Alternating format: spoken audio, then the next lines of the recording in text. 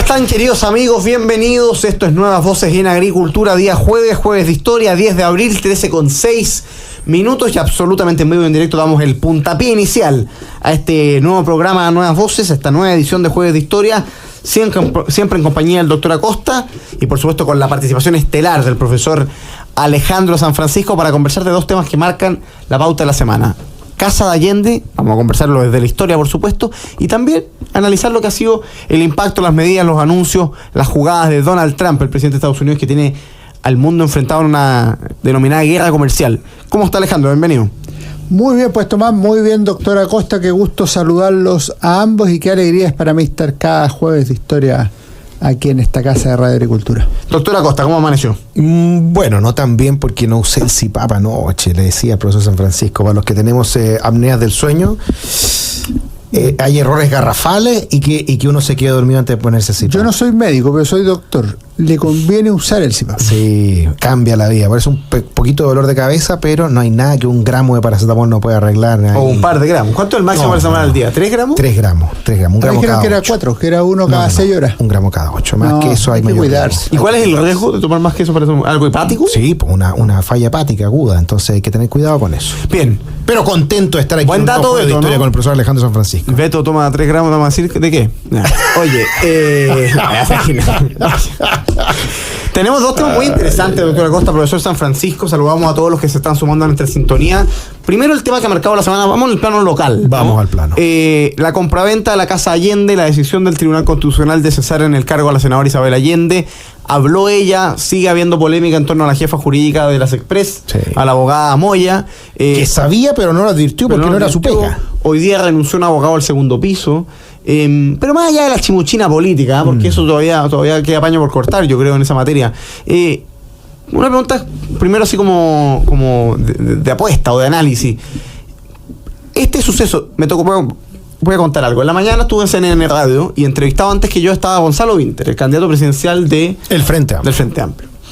Y él decía algo que a mi juicio es verdad, más allá de las diferencias que nos puede tener. Él dice, oye, Allende es una figura mundial, reconocida en todo el mundo, y algo tan pequeño como la fallida compraventa de la casa de su heredero no va a afectar su imagen en el mundo. La pregunta que le hago a Alejandro es, ¿impacta en algo el legado de Allende, al menos en el plano local, esta polémica? Mira, es bien temprano para decirlo. Yo creo que todas estas cosas sí rayan la pintura del auto y son un problema. Le pegan una cosa que algunos han hecho ver en estos días, que Allende, citando a Fidel Castro, señaló en una oportunidad que en su gobierno se podrán meter los pies pero no las manos, o sea, no hacen negociados. Esa es una crítica a la democracia cristiana, por si acaso. Y la verdad es que esto es exactamente al revés, pues es una metedura de pies y de manos. ¿Cómo ha sido vista? En el sentido de que los senadores no pueden hacer contrato con el Estado y otras cosas. Allende tenía 3 casas, Allende y después el presidente Allende. Allende tenía la casa en cuestión, o sea, la que ha estado Guardia Vieja, en estos días, Guardia Vieja, que era su residencia acá en la capital. Y después tuvo Tomás Moro, que es la emblemática casa desde donde sale el 11 de septiembre, desde donde no sale el 29 de junio, donde vive habitualmente y donde recibe visitas durante su presidencia. Y la tercera es la casa del Cañaveral, donde hacía los fines de semana, donde hacían análisis político muy, muy notable con jóvenes miristas, con jóvenes socialistas. Donde iba una de las hijas. Pero no el resto de la familia. Claro, porque hay una división por razones internas de la familia. Yo creo, lo primero que hay que decir históricamente son 2 cosas. Uno, en términos generales las cosas en historia son, pero las interpretaciones varían. Eso es una cuestión. O sea, cuando dicen, oye, pero la historia no es objetiva, bueno, si Dios está mirando la historia, Él ve todo. Nosotros lo vemos parcialmente. Claro. Y eso significa que tenemos ciertos documentos y otros documentos no los tenemos ciertas apreciaciones, tenemos ciertas cargas. Por ejemplo, yo puedo leer documentos norteamericanos y británicos sobre la Unidad Popular, no puedo leer lamentablemente documentos rusos, pues no leo ruso. Entonces, bueno, esa es una limitación personal, no es de la fuente está, yo la puedo leer en un caso, en el otro no no puedo leerlo. Y así se va construyendo lo que podríamos llamar la imagen histórica, que es una parte, y lo otro es la memoria, el cómo recuerda la gente a Allende. Como el presidente Allende tuvo un gobierno conflictivo, tiene mucho apoyo y mucho rechazo. Es decir, la gente recuerda el gobierno de la Unidad Popular como el único momento en su vida en que tuvo ilusión de que el pueblo llegara a gobernar, y recuerda a la Unidad Popular como el peor gobierno de la historia. Estoy exagerando los dos argumentos, pero en lo esencial es eso. Ese es el primer tema. Y lo segundo es cómo ha sido recordado. Mire, yo me leí hace un tiempo este libro, que lo encuentro excelente, de José del Pozo Allende, cómo su historia ha sido relatada. Ahí ya entramos en otro tema. Y eso que no incluye el libro de Daniel Mansuy, no incluye el libro de Eugenio Tironi, no incluye el que escribimos en la Universidad de San Sebastián, que es un libro relativamente reciente, como parte de la historia de Chile, etcétera. O sea, ¿pero qué dice ese libro para ir cerrando? Dice, por ejemplo, que en Chile, y eso contrasta con lo que tú bien dijiste del mundo, en Chile la palabra Allende estaba media prohibida en los primeros años. O sea, en el año 73, 74, 77, hablar de Allende era algo no habitual en la vida política chilena. De hecho, la vida política estaba bastante suspendida y muchos de los allendistas estaban en el exilio, habían muerto o estaban en otras situaciones. En cambio, en los años 80 se empieza a plantear la cosa de distinta manera, y en la democracia ya esta cuestión se exalta la figura de Allende en un concurso para ver los personajes más importantes de la historia, en el funeral público de Allende durante el gobierno de don Patricio Aylwin, y agrego una tercera cosa, en los aniversarios redondos del 11 de septiembre de 1973. De manera que ya se puede hablar de Allende con mayor propiedad. Pero en el caso de la historia o de otras disciplinas, por ejemplo la literatura, está el libro de nuestro amigo Roberto Ampuero, El último tango de Salvador Allende. Uno puede ver las más diversas interpretaciones sobre Allende, que básicamente coinciden en un punto y en todos los demás discrepan. En el punto que coinciden es en el gesto final del presidente Allende. O sea, en esa tesis que él manifestó en diversos momentos: yo soy carne de estatua. Yo creo que en eso Allende tenía razón. En todo lo demás hay discrepancias del más amplio sentido. ¿Le afecta lo de la casa? Obvio que le afecta. Y eso está medido. No creo que sea lo que más le afecta. Yo creo que hay otras cosas más relevantes. En ese sentido, profesor Alejandro San Francisco, algo interesante, diría yo, que se sucedió también el año pasado y el antepasado, sobre todo cuando se cumplían, ¿cierto?, los 50 años de 1973, era un hito que el gobierno quería levantar justamente para realzar la figura de Allende. No hay que olvidar que dentro de las primeras cosas que hace el presidente Boric cuando asume el gobierno el 11 de marzo del 2022 es, antes de entrar a la Moneda, dirigirse en la Plaza de la Constitución a la estatua de Allende, hacer un gesto, no recuerdo cuál fue exactamente, pero un gesto como de presentación de respeto, la genuflexión, una especie de genuflexión política, entrar a la Moneda y dar un discurso donde prácticamente nombra a todos los expresidentes de izquierda, partiendo por Allende, donde no nombra a Lago, y donde en la elección de su gabinete decide poner también a la a la nieta de Allende, Maya Fernández, para tratar de mostrar muy claramente que él se sentía heredero del legado del gobierno de la Unidad Popular y obviamente la figura de Salvador Allende. Y por lo tanto, ese era un tema fundamental. Recordemos, a esa altura se estaba discutiendo el primer proceso constituyente. Este era un gobierno que venía a refundarlo todo. O sea, otro Chile rimaba, pero perfecto todo. Bueno, y resulta que a menos de un año de que termine ese gobierno, pareciera ser que lo que se obtuvo fue realmente lo contrario. Porque, entre otras cosas, y aquí usted tuvo un rol estelar, diría yo, en los 50 años sirvieron para revisitar la figura de Allende. Usted mencionaba algunos libros, hay documentales, y en ese neteo de la figura parece ser que no quedó tan bien como estaba antes, o no lo realzada que fue a los 40 años, a los 30 años. ¿Cómo lo ve usted? Es que hay dos cosas que son distintas. Una es los homenajes, que yo creo que son muy legítimos, pero los homenajes lo hacen los partidarios. Entonces, por ejemplo, el próximo Viernes Santo estarán recordando la muerte de Cristo en la cruz los cristianos. Pero una persona agnóstica o atea no ofende a Dios si no lo recuerda, porque no tuvo esa formación. Él legítimamente puede decir, oye, mira, no es un tema, no, yo no tengo nada contra la religión, pero no es mi tema. Y lo mismo pasa el 1 de abril, hace poco, el recuerdo de Jaime Guzmán. Bueno, lo harán quienes son guzmanianos, la UDI, el gremialismo, republicanos, pero ¿por qué todo el mundo va a estar recordando a Jaime Guzmán? Porque esos son homenajes. Lo mismo pasa con Allende. Si tú planteas con el presidente Salvador Allende hacer un año de homenaje, es muy legítimo de parte de sus partidarios, pero la sociedad puede discutir el tema de manera más madura, no partisana. ¿Por qué? Porque hay posturas distintas al respecto. Una de las formas de aproximarse al tema es la variante histórica, que a mí me tocó mucha participación efectivamente en programas de televisión, de radio, en libros. Escribimos uno con Milton Cortés y con José Manuel Castro, en documentales, etcétera. Pero ahí lo que uno trata de hacer es como salirse de la pelea y mirar en perspectiva. Fíjate que lo mismo que tú has dicho, los homenajes del presidente Boric, que repito, me parecen legítimos porque son de un partidario del presidente Allende 50 años después, son los homenajes que hizo la candidata Janet Jara esta semana ante Salvador Allende, ante la estatua. ¿Y por qué? Bueno, porque ese es su marco, su concepto de sociedad, de país. Ahora el tema se discute mucho más y yo creo que en esto tú insinuaste una cosa que yo le asigno la mayor importancia.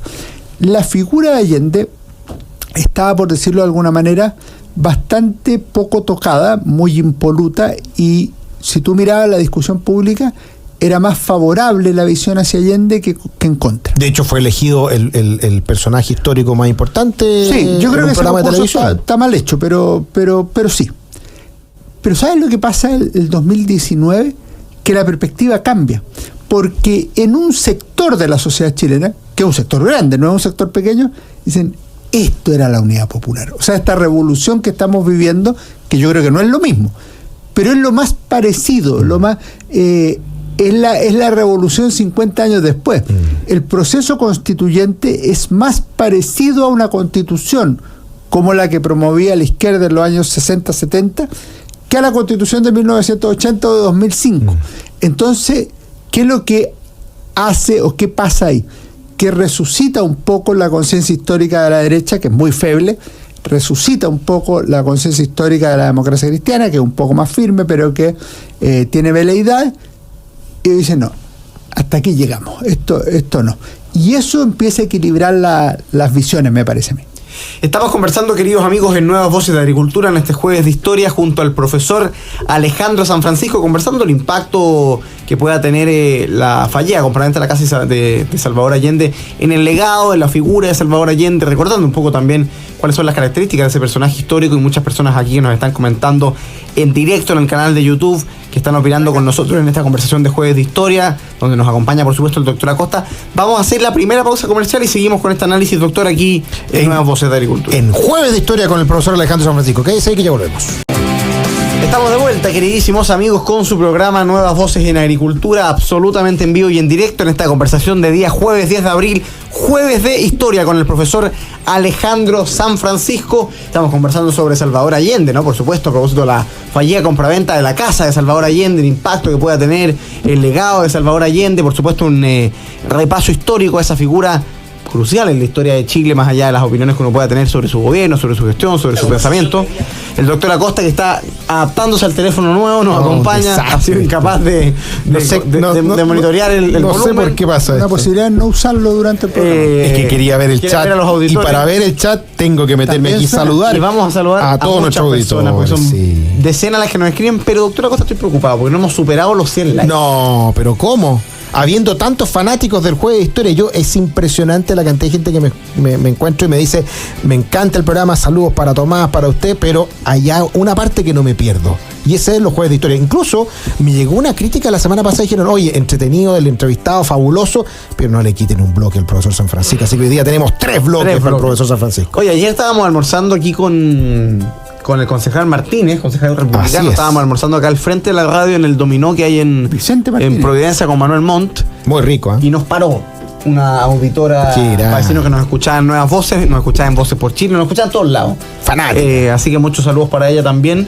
Y saludos, por supuesto, a Pablo Marambio, a James Arnold, a Pedro Garmendia, ahí a Fotografía, a Carol Robles Araya, a Javier Quesada Rodríguez, a Pia Venturelli. Saludos también, por supuesto, a Marcela Caro, para Ramiro Gutiérrez. Saludos para Soli, para Catalina Vera, que dice es un lujo de tener al profe. Saludos para Catalina Vera, concejala en Vitacura. Saludos para Rodrigo Codocedo, saludos para Loreto Espinosa, para Sergio Montero, saludos para Freddy Alcaído, para Diego San Francisco, que pregunta ¿cuándo un asadito? El domingo. El domingo. Le va a celebrar el cumpleaños un sobrino que se llama Pablo. Es asado en sentido amplio. Todavía no sé si es con carne o sin carne. Asado sin carne no es asado. Por eso no. Un asado vegano con Alejandro San Francisco. Estos cabros no explican. Po. Saludos para César Ballestero, que nos escribe también, para Héctor Díaz, para Juan Zapata, para Luis Pérez, para Marco Antonio Maya, para Jorge Sat, para Amador Hidalgo, para Alex, para Verónica Medina, que ahí se mandan muchos saludos desde Huechuraba, para Nemesio Melo, para Eduardo Salinas, que nos escribe desde Reñaca, Roberto Duarte desde Santiago Centro, Verónica Rivera nos manda saludos, Patricia Isabel Rivas Astorga, está desaparecida usted, no nos escribía hace tiempo. Hace tiempo, sí. Era Patricia, dice un gran saludo y mil bendiciones, esperemos que vaya todo bien por allá también. Catalina Vera dice que se quiere sumar al asado, pero si es en carne. Catalina Vera, la concejal de Vitacura, por supuesto. Gran mujer, muy valiosa. Saludos también para Jaime Urbano. Saludos para todos los que nos escriben, póngale like, así vamos llegando cada vez a más personas. Nos escriben de Tierra Amarilla, ¿eh? ¿Qué tiempos que nos vamos a Tierra Amarilla? Pensar que hay una época que íbamos casi todos los años a Tierra Amarilla, a trabajo. Saludos también para José Luis Liras, que nos escribe desde Algarrobo. Mónica Cáceres nos escribe en inglés, impresionante. Juan Zapata también saludos. Doctora Costa, por supuesto hay que saludar a quienes hacen posible el programa, porque Nuevas Voces es posible gracias a nuestros auspiciadores, y entre ellos está Colliers, que nos cuenta que en Colliers Chile tienen el lugar perfecto para tu negocio. Te ofrecen la más amplia gama de propiedades comerciales en venta y arriendo en las zonas más destacadas del país. Contáctalos en info@colliers.cl o al 22 496 1500. Y en Grupo Educar están construyendo el futuro de la educación media técnico profesional en Chile. Conoce más sobre su trabajo en www.grupoeducar.cl. Y en Caja 18 quieren premiar el esfuerzo de los estudiantes. Por eso invitan a todos sus afiliados a postular al Bono de Excelencia Académica 2025. Conoce más detalles en www.caja18.cl. Caja 18, la mejor caja para Chile. Nos llegan saludos de Recoleta. Pamela nos escribe desde Alemania. Karin Schirmer nos escribe, dice, se aprende. Muchas gracias del Lago Todos los Santos, que es una maravilla. El Lago Todos los Santos, Precioso. de los lagos maravillosos de Chile. De Alemania y de Villa Alemana también nos escriben. Nos escriben también. Mira, nos escribe Sergio Ponce de Pitrufquén.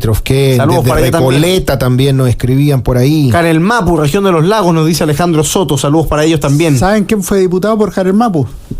¿Salvador Allende? José Manuel Balmaceda. ¿En serio? Diputado por Carel Mapu.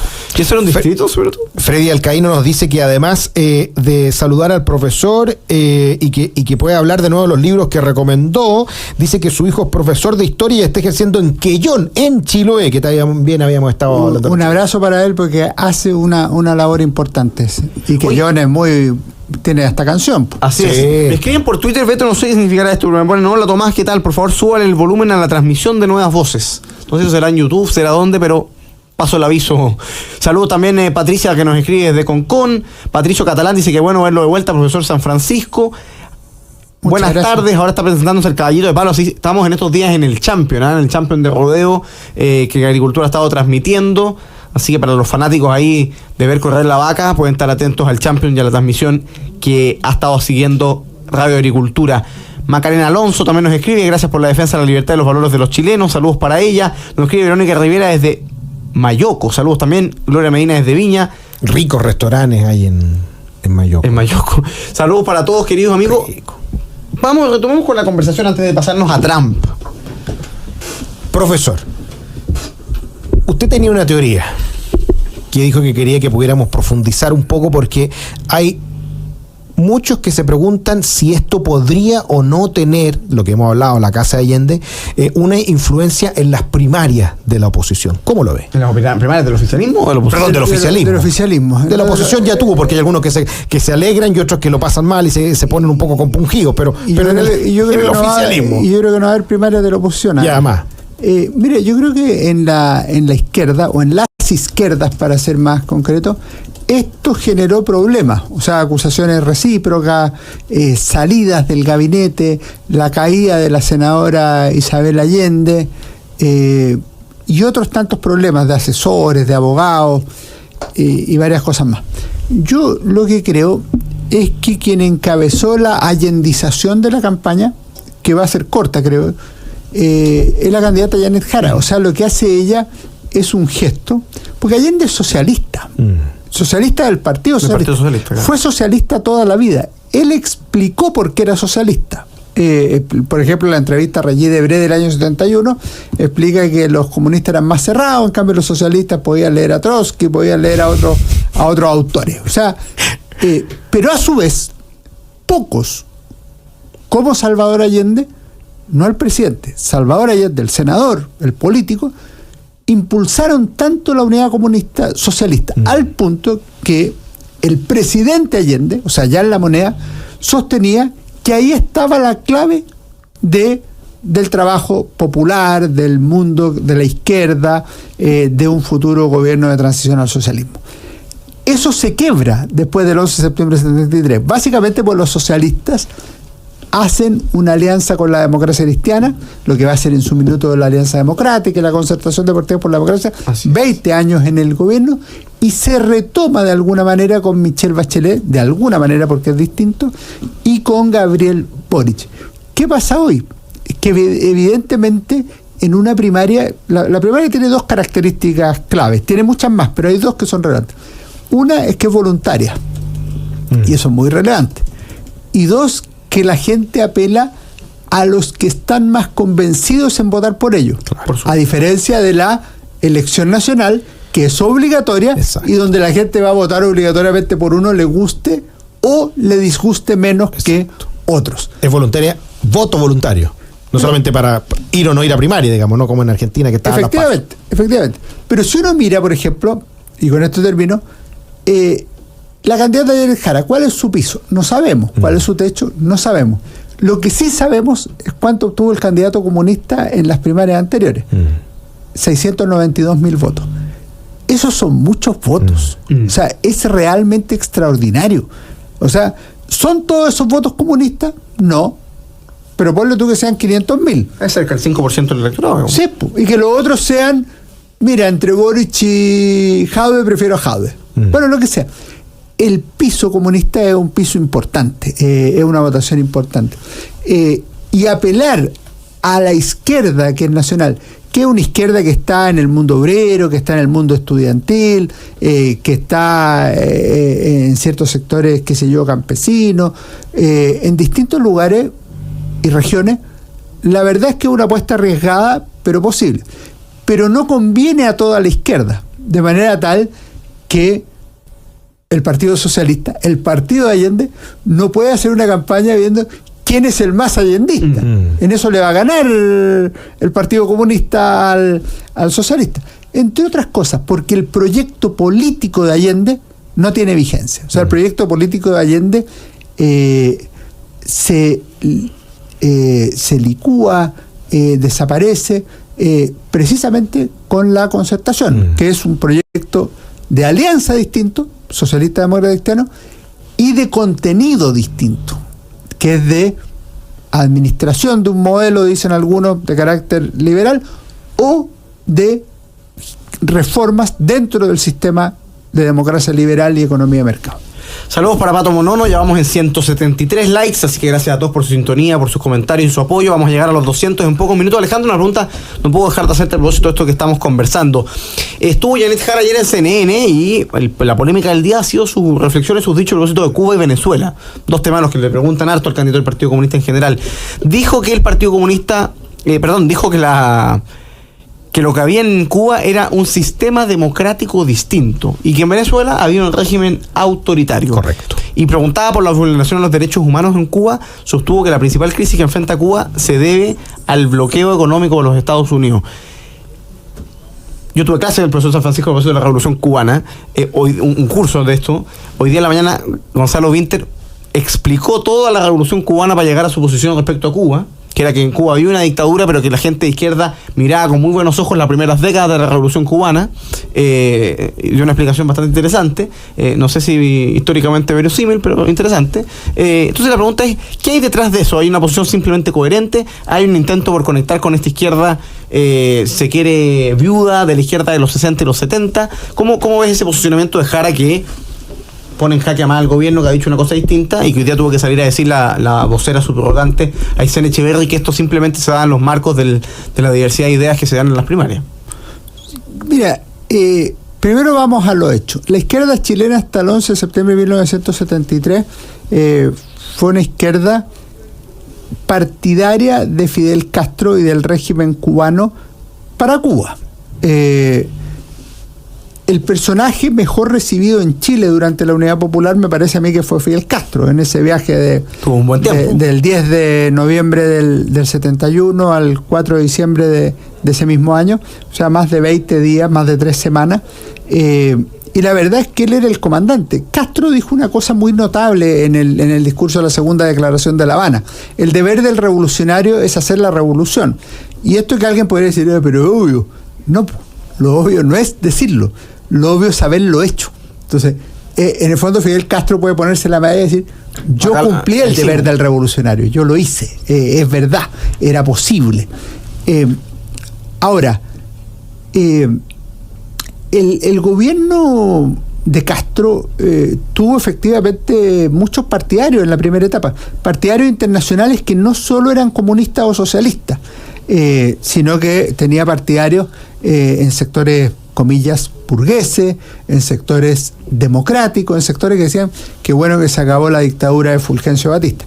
¿Qué pasa? Que lo que dice la candidata, que en Cuba hay una democracia pero de distinto tipo, en cualquier escenario donde se haga politología en serio, eso no es considerado una democracia. O sea, eso es una dictadura. Es una dictadura además hereditaria, que tiene rasgos familiares, que tiene partido único. Yo me leí la Constitución de Cuba en su momento. Partido Comunista es el partido que gobierna en Cuba. O sea, no es un sistema pluripartidista, plural. Es un sistema donde los opositores son acallados. No hay 3 diarios, no hay 4 radios, no hay internet abierta, etcétera, etcétera. Yo tuve un profesor en Oxford que se llama Lawrence Whitehead, que me impresionó en una de las clases, que dijo: cualquiera sea la definición que ocupemos de democracia, cualquiera sean los elementos que le atribuyamos como elementos constitutivos de la democracia, cualquiera, y siguió así, en Cuba no hay democracia. O sea, esa fue la conclusión. Estas no eran personas de derecha, por si acaso, no hay que imaginárselo de esa manera. Yo lo creo que, para terminar, lo que hace Janet Jara es reivindicar lo que reivindicó el Partido Comunista y el mundo socialista toda la vida. O sea, que el régimen cubano era un régimen digno de admiración. Piensa tú que pueden buscar, los que les interese más estos temas, los discursos de Salvador Allende del 26 de julio. Puede no haberse dado el mismo 26 de julio, pero eran en homenaje, claro, al 26 de julio, al asalto al cuartel de la Moncada, y a otras cosas de la Revolución Cubana. Tú puedes mirar las páginas de revista Arauco, cómo se recordaba a Fidel Castro, de la revista Punto Final, la primera del Partido Socialista, la segunda del MIR, etcétera, etcétera. Entonces lo que ella hace es salir de manera coherente en una posición histórica del Partido Comunista, que la politología y los datos que tenemos evidencian que efectivamente no es así. Nos tenemos que ir a la pausa, pero en el minutito que nos queda, profesor San Francisco, y este tema de los derechos humanos, cuando dice, nosotros hemos sufrido violaciones de derechos humanos en Chile, hemos condenado las violaciones de derechos humanos en todos los países del mundo, y no dice, y condenamos las violaciones de derechos humanos en Cuba, pero como que da a entender que esas son las credenciales democráticas que tiene para decir que lo puede hacer en cualquier lado. Pero en la práctica eso no ha sucedido ni con esta candidata ni con el Partido Comunista. O sea, pero sí con el primer tema que tú planteaste. O sea, el Partido Comunista sí ha condenado las violaciones de derechos humanos en Chile. Esa es una política tradicional del Partido Comunista. Pero no es así en el mundo. O sea, el Partido Comunista de Chile se fundó en 1922 cuando gobernaba Lenin. Fue un partido que se definió leninista. en la Unión Soviética, si tú lees la biografía de Lenin de Robert Service o lees los más diversos libros que se han publicado sobre la revolución bolchevique, se crearon campos de trabajo forzado, hubo miles de muertos en la primera etapa, millones de muertos en la segunda etapa cuando asumió Stalin en 1924, muertos en el campo, muertos del Partido Comunista, o sea, de los 137 miembros del Comité Central del Partido Comunista fueron asesinados 98 o 99, esos son los números, y de los mil y tantos miembros de las otras organizaciones, una cifra más o menos equivalente. Ahora uno podría decir, ¿y qué tiene que ver eso con el Partido Comunista de Chile? Bueno, es que el Partido Comunista de Chile no condenaba eso, sino que tenía a Stalin y a Lenin en las portadas de revista Principios, desde la primera época en adelante, tiene 4 o 5 épocas la revista Principios, y cuando murió Stalin, el Partido Comunista se declaró a sí mismo, en su juventud, marxista, leninista, stalinista. Eso es lo que muchos le reprochan a Pablo Neruda cuando escribió el poema que algunos confunden, que se llama En su muerte, que algunos dicen que es la Oda a Stalin. La Oda a Stalin es otro que fue escrito antes porque se publicó en 1950 en el Canto General. Y en ese acto famoso de marzo del año 53, los dos oradores principales fueron Neruda, con su poema En su muerte, que cuando dice: camarada Stalin, yo estaba junto al mar en la Isla Negra, cansado de lucha y de viaje, y empieza a contar la historia. Y el segundo fue Salvador Allende. Salvador Allende, después de su candidatura presidencial del 52 y en esta cercanía con la izquierda comunista, da un discurso muy, muy impresionante, muy duro, muy difícil de leer, y que termina diciendo: camaradas comunistas, sabemos que hay tristeza y dolor en vuestros corazones, vuestra qué sé yo, esperanza o compensación es saber que hay hombres que no mueren. Stalin es uno de ellos. Pausa comercial, volvemos para conversar algunos minutos sobre lo que está pasando en materia internacional con las medidas de Donald Trump en este jueves de historia, absolutamente en vivo y en directo, junto al profesor Alejandro San Francisco y al doctor Jorge Acosta. Esto es Nuevas Voces de Radio Agricultura. Quédese ahí. Estamos de vuelta. Estamos de vuelta, queridos amigos, absolutamente en vivo y en directo en Nuevas Voces de Agricultura. Nos vamos a cambiar de tema, queridos amigos. Habíamos dicho y vamos a conversar unos minutos sobre lo que está ocurriendo en el plano internacional. Trump está jugando con el poder que tiene, digamos, ¿no? Anunció aranceles para buena parte del mundo. Ayer anunció que pausaba los aranceles por 90 días y los bajaba todos a 10%, salvo el arancel que le puso a China, que es del 125%. China lo contestó con uno del 84%. Las bolsas del día lunes estaban por el piso, en promedio 15 puntos abajo. La bolsa de Hong Kong, de Tokio, de Londres, el S&P 500, que sigue las principales industrias con acciones en Estados Unidos, por el piso. Guerra comercial han tildado los economistas, un equipo de personas trabajando en la moneda. Vamos primero como en el plano político, en el plano de las señales, de los símbolos. ¿Cuál es el... ¿Cómo lees, Alejandro, estas decisiones del presidente Trump? ¿Qué hay detrás de esto? ¿Qué impacto puede tener? ¿A qué está jugando? ¿Hay algo ideológico? ¿Es algo geopolítico? ¿Es simplemente un gallito para que la gente se dé cuenta que el que manda es él? Porque eso es como lo que todos nos damos cuenta.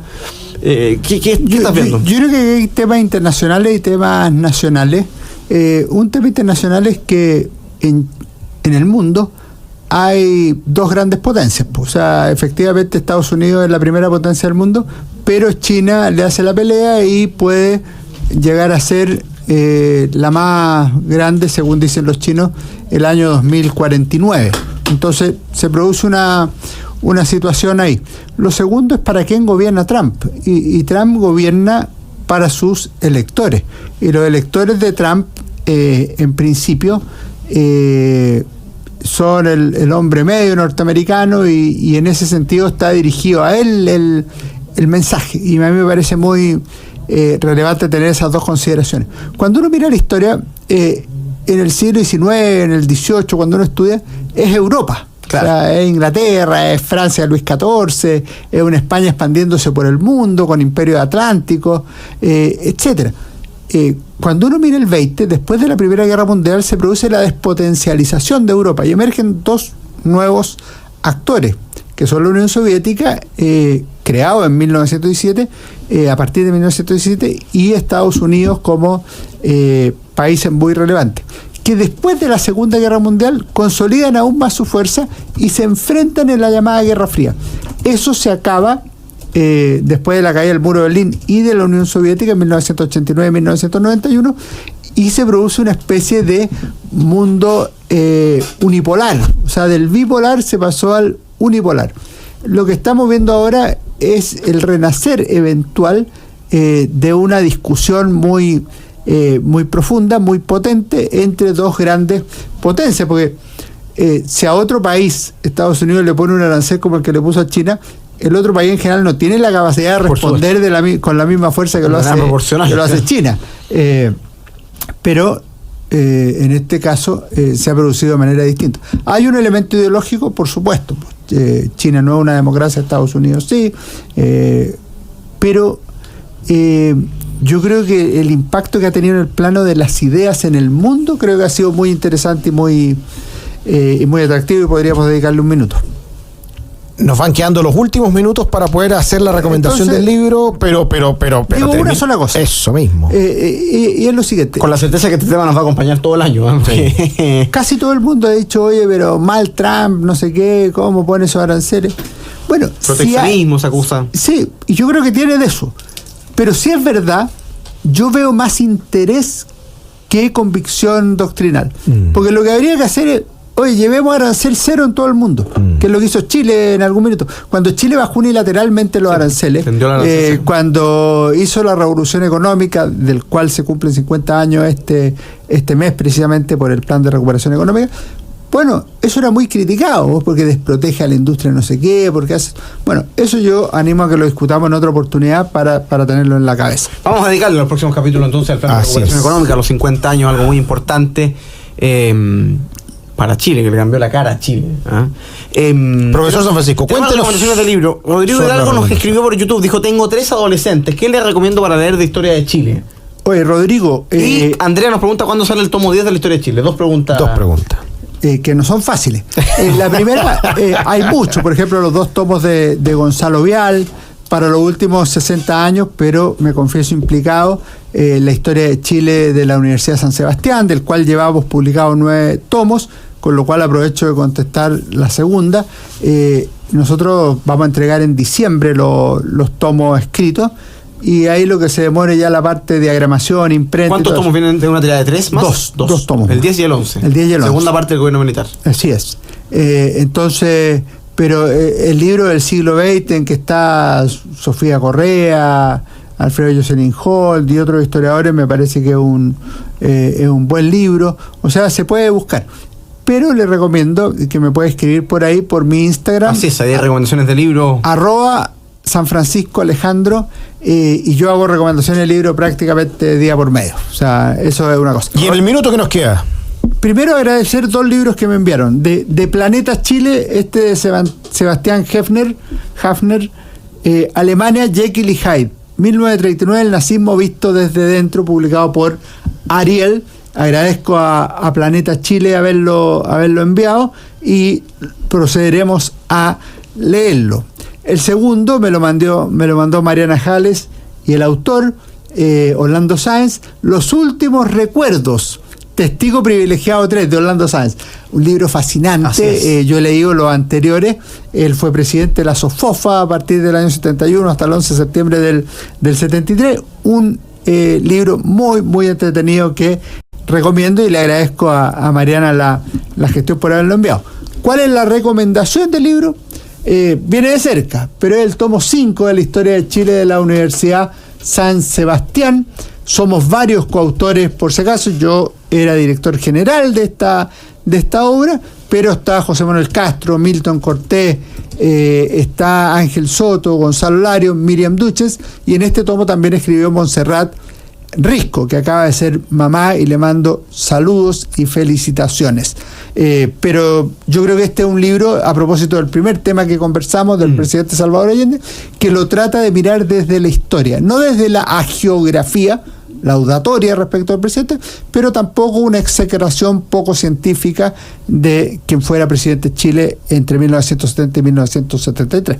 Muy recomendable. Tuve la suerte de poder leerlo y la verdad que muy, muy interesante porque además hace esto de poder tomar también de otras obras que van complementando esa figura de Allende que sin duda va a seguir siendo muy analizada a lo largo de los años. Efectivamente, se llama Las vías chilenas al socialismo, el gobierno de Salvador Allende. Bueno, hemos llegado al final de este jueves de historia. Con casi 230 likes, así que los que nos están escuchando, antes de irse, póngale me gusta, así vamos caminando a los 300, y les agradecemos su sintonía. Gracias, profesor de San Francisco. Muchas gracias. Doctora Costa. Muchas gracias a todos ustedes por estar acá. Nosotros nos encontramos mañana a la 1 de la tarde y siga en compañía de Agricultura porque ya viene Deportes en Agricultura. Que esté muy bien. Nos vemos. Chao.